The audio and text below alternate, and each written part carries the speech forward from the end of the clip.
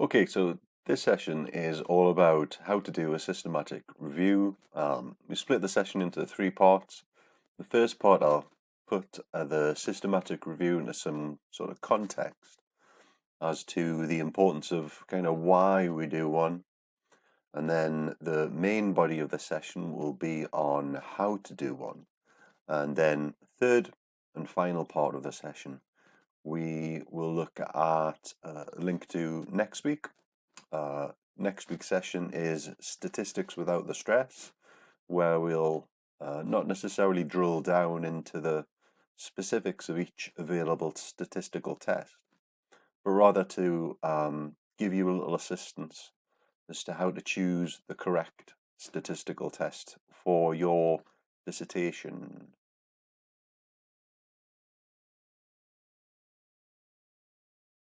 So, as mentioned, session split into three parts. The first part we'll address is to give the session a little context why we do a systematic review before we then go on to the how-to of the session and a task which will link to next week's lecture.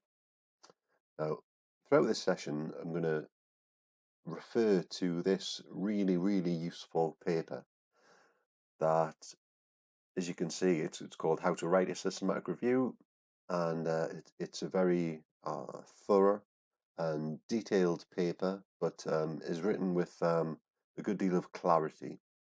And because it's published in the American Journal of Sports Medicine, it has a sport and exercise science kind of perspective to it. So the examples that you find within that paper are exercise science based, and so you'll find them a little more useful than a standard kind of clinical paper. So why do a systematic review?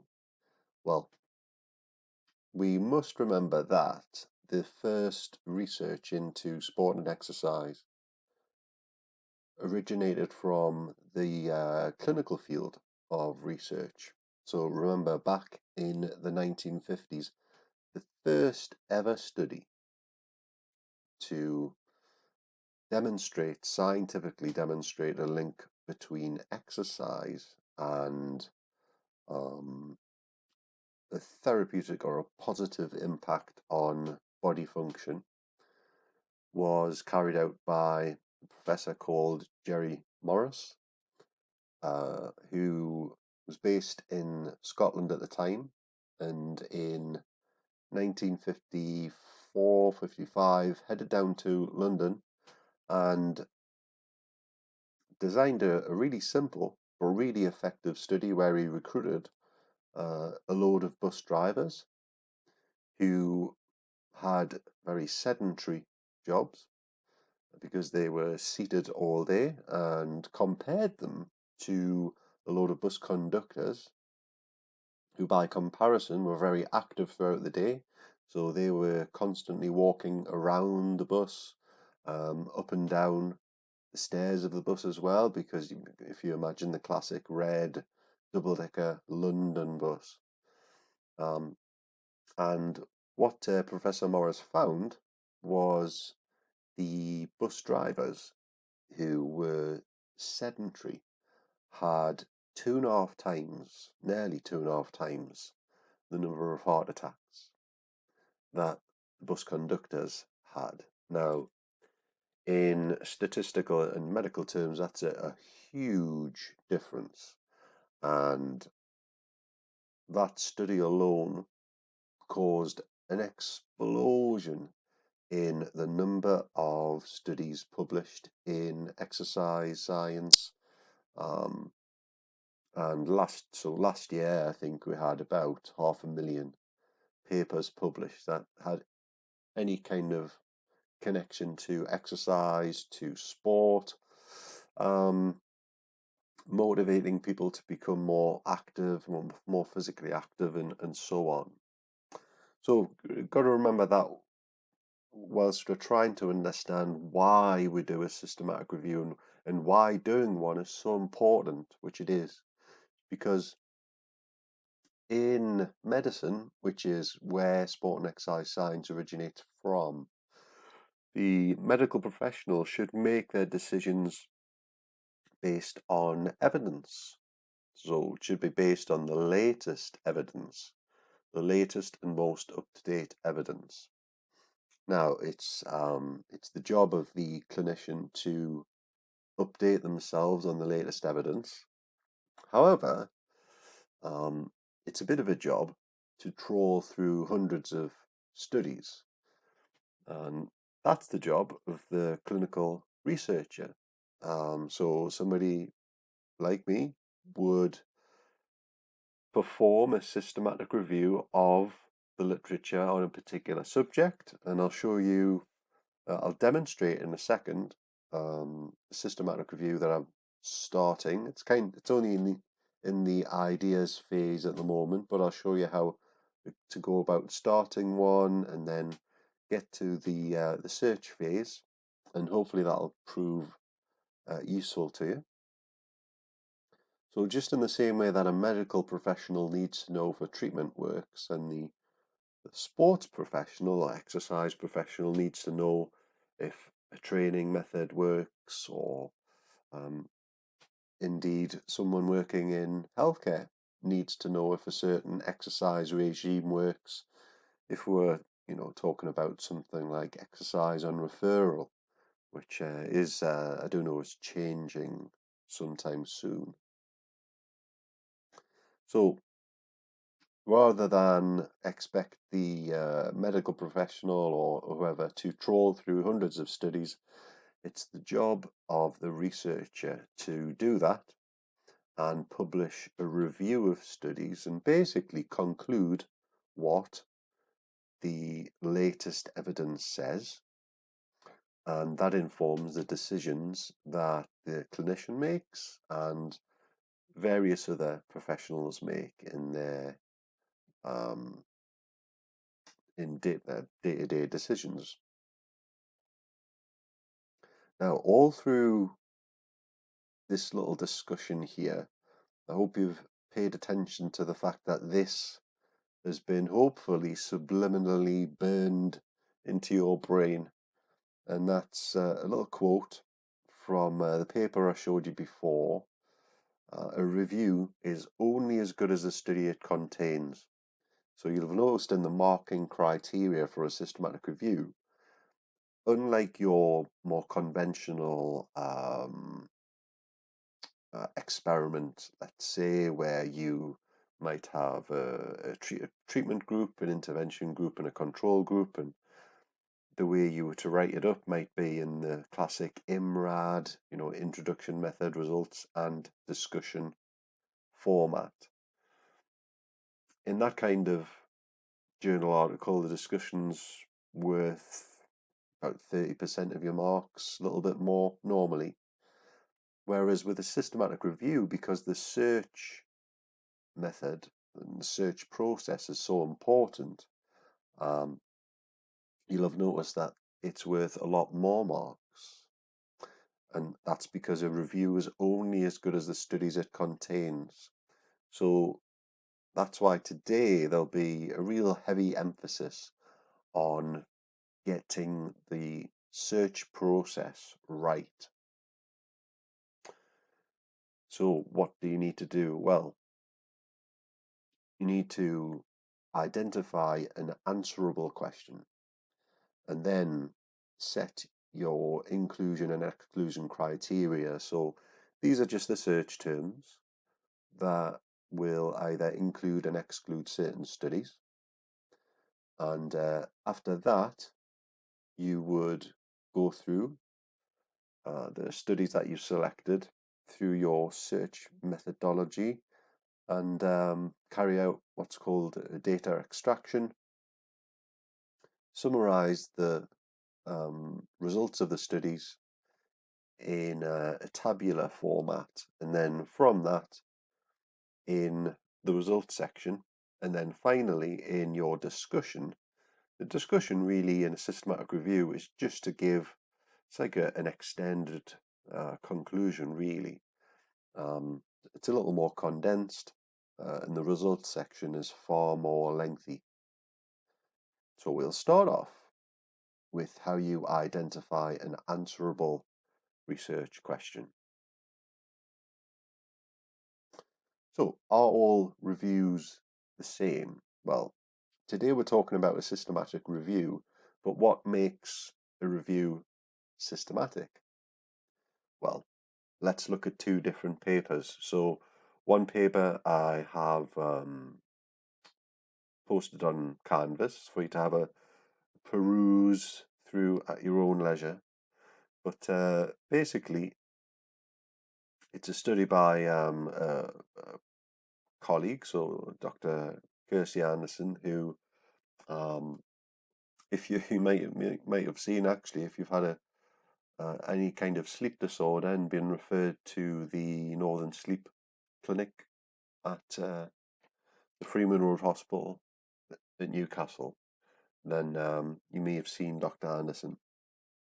She's got a very good writing style, very clear, but also very detailed, and flows very nicely. So this is about sleep disturbance in people with mental health problems and people with neurodegenerative diseases, which typically occur later in life. So what this review starts off with is normal sleep physiology, an explanation, which in itself is a bit of a task. So in this section, it's described how when we fall asleep, we go into stage 1 sleep, and that's where we feel drowsy and we start to fall asleep. It's that kind of interface between wakefulness and sleep. And then we fall asleep, and then we enter what's called stage 2 sleep. That's light sleep. And then we enter stage 3, which is called deep sleep. And that's where, if you were to look at someone, show the classic signs of sleeping. You know what somebody looks like when they're asleep. It's also called slow wave sleep, and that's because brain waves during deep sleep are slowed down quite considerably. So when we look at an EEG, which stands for electroencephalogram, like an ECG for the brain, we can see a marked difference in brainwave activity. Really slowed down, the brain becomes far less active than it is during wakefulness. Now, after that, so this is about 90 minutes after you've fallen asleep, your brain enters REM sleep, so rapid eye movement, and it's during this phase of sleep when you start to dream. We all dream. Generally, we remember a tiny proportion of our dreams. Typically, just the part of dream before we wake up. Sometimes we'll fall back asleep and the dream will carry on, and that's completely normal.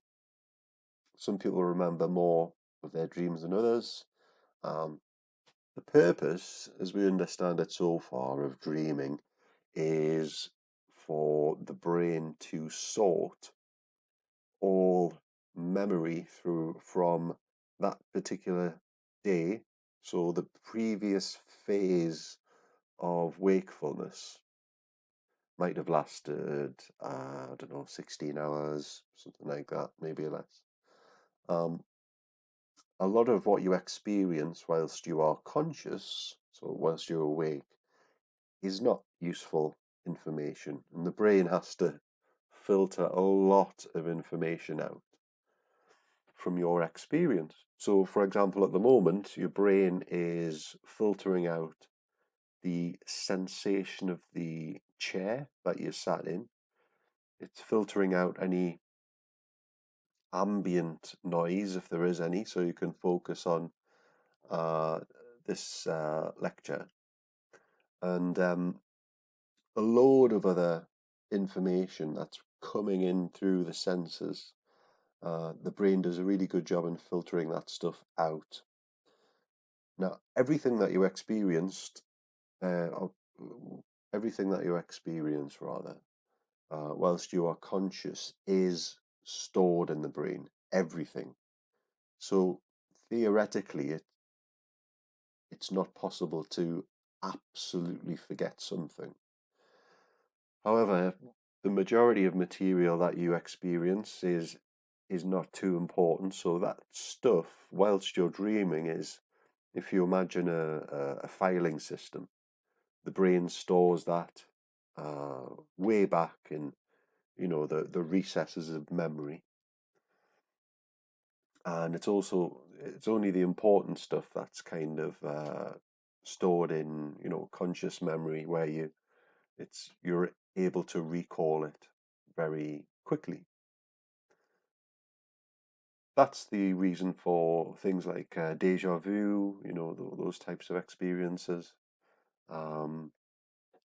So in this paper, normal sleep physiology is explained there, and the role of sleep in mental health and cognition, which I've kind of talked a little bit about there as well. And then it goes on, just section by section, talks about how sleep differs in depression, how sleep differs in bipolar disorder, and then how sleep is markedly different in conditions like Parkinson's and dementia. Now compare that to a systematic review, which we've got here. In a systematic review, we've got the introduction, methods, which notice that's different. The methods is absent from this paper. Here we've got more of a sciencey kind of layout, if you will, and quite an extensive description of the search process that was used. So you would expect to find adherence to the PRISMA criteria. You expect to find PICOS criteria being used to formulate a research question and search terms, and that's what we'll look at. But notice the difference between the two. So this review, so there's only two types of review papers. There's a review, which for your dissertation module, it's been called a critical review. All reviews should be critical. That's the whole point. So either a review paper or a systematic review. The former takes on more of a narrative format. So if you look at this paper, it's kind of like almost like mini chapters of a book, which, if that's most appropriate for your research question, then that's the most appropriate format. So it's a review of the literature carried out by the author, of course. The only limitation is that the selection of papers is carried out by the author, normally as part of a smaller group. Pardon me. So you can see here there's only two authors. Andy Bradley there was a PhD student. Whereas here you can see there are more authors. So in a systematic review, it actually, if it's to be published, it has to be carried out by at least two people. That's to ensure that no studies are missed.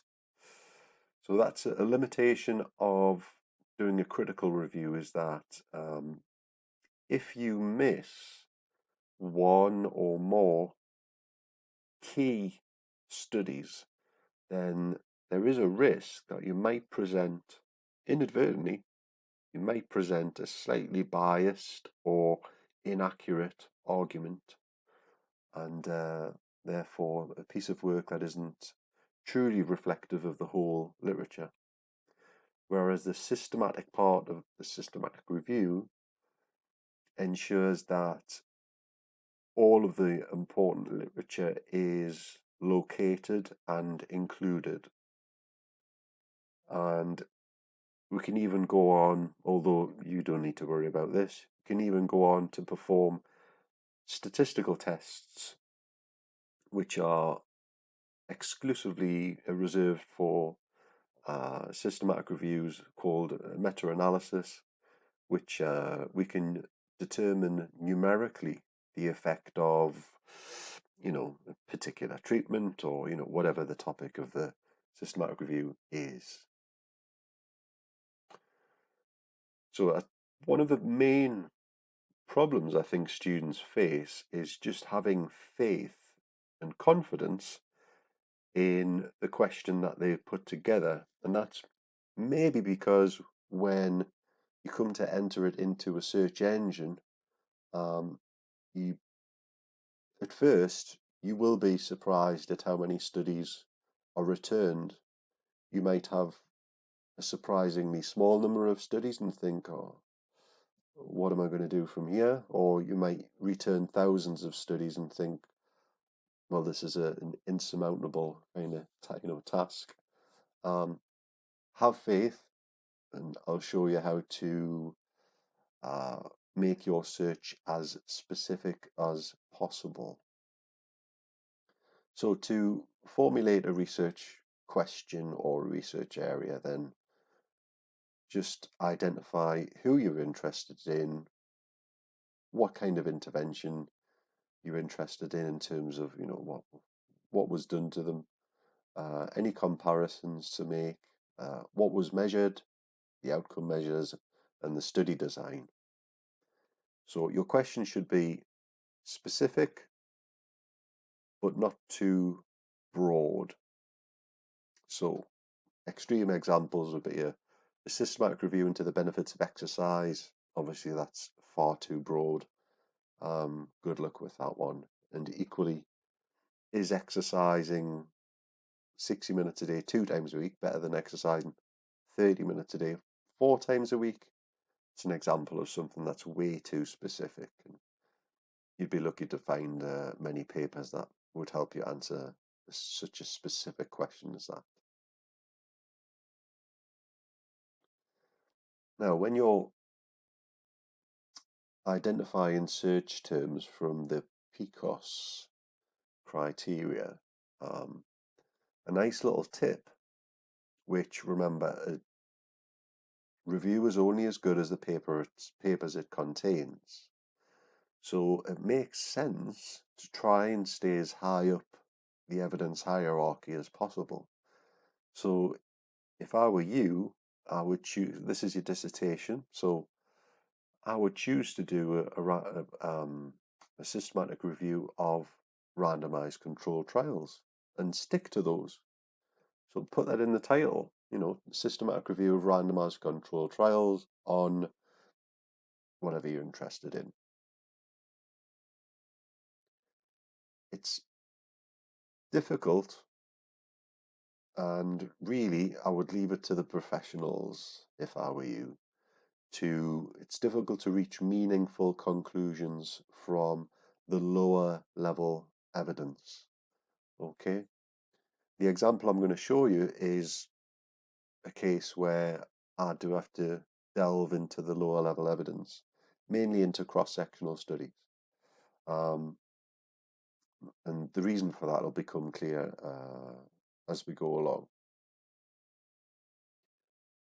But a review question requires the use of, if it requires the use of low-level evidence, then the systematic review itself can be considered low-level in terms of the evidence it puts forward.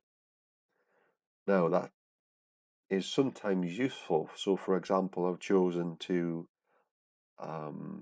look at the lower level evidence because that's the only evidence available at the moment.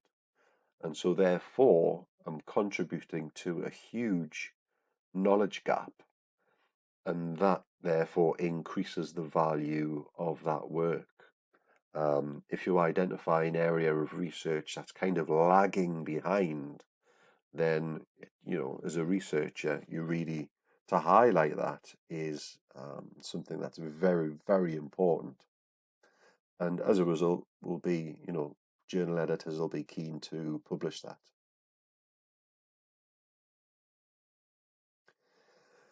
So remember, in completing number 1, part 1 of our series of completing a systematic review, it's the meticulous approach to the PICOS criteria. That's what makes a review systematic by nature, contrary to a more simple narrative review. It's the information within PICOS that establishes the inclusion and exclusion criteria for the studies analysed. So that's the first task that you need to complete. So identifying an answerable research question.